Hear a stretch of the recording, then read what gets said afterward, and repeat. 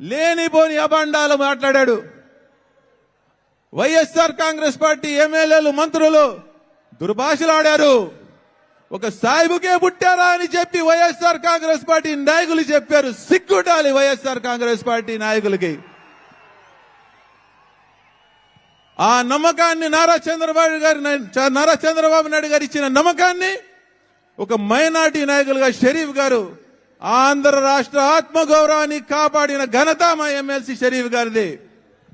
అలాగే మన ముస్లిం మైనార్టీస్ పట్ల ఆ రోజు ఎన్ఆర్సీ సిఏ మీద సమస్య వస్తే ఇదే చంద్రబాబు నాయుడు గారు తెలుగుదేశం పార్టీ తరఫున ఆ రోజు బిల్లుకి అడ్డపడి ఎన్ఆర్సీకి వ్యతిరేకంగా మైనార్టీస్ కు ఆదుకున్న ఘనత కూడా చంద్రబాబు నాయుడు గారు ఎంపీ కేశినేని నాని గారిది ఉందని చెప్పి కూడా మనం గర్వంగా చెప్పుకోవాలి.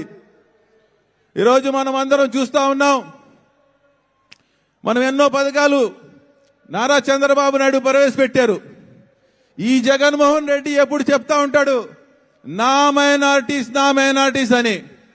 వాస్తవంగా చెప్పాలంటే జగన్మోహన్ రెడ్డి మైనార్టీల ద్రోహి జగన్మోహన్ రెడ్డి అని చెప్పాల్సిన అవసరం ఉంది. జగన్మోహన్ రెడ్డి ఒక మోసం, జగన్మోహన్ రెడ్డి ఒక అబద్ధం.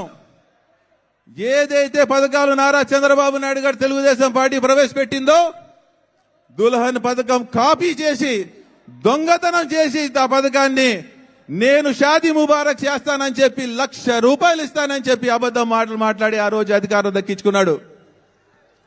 4.5 సంవత్సరాలు అయిన తర్వాత కూడా చంద్రబాబు నాయుడు గారు ఇచ్చే ₹50,000 కూడా ఆపేశాక ఇతను ₹1,00,000 ఇస్తానని అబద్ధం చెప్పి ఈ రోజు వరకు కూడా ₹1 ఇవ్వలేదు. మైనార్టీస్ అందరు గుర్తుపెట్టుకోవాలి. అలాగే మనం అందరం చూస్తా ఉన్నాం. ఎంతో మందికి హామీ ఇచ్చాడు జగన్మోహన్ రెడ్డి, ఒక్క లోన్ కూడా ఇవ్వలేదు. ఈరోజు మైనార్టీస్ ఎంతో వెనుకబడి ఉన్నారు. మనం అందరూ కూడా ఏకతాటి మీద రావాల్సిన అవసరం ఉంది. త్వరలోనే ఎలక్షన్ రాబోతా ఉన్నాయి. 2024 ఎలక్షన్లు ఇక 100 రోజులే ఉన్నాయి. త్వరలోనే మనం అందరం కూడా ముస్లిం సోదరులందరూ కూడా రంజాన్ కూడా రాబోతుంది. ఎలక్షన్ టైంలోనే రంజాన్ కూడా రాబోతుంది.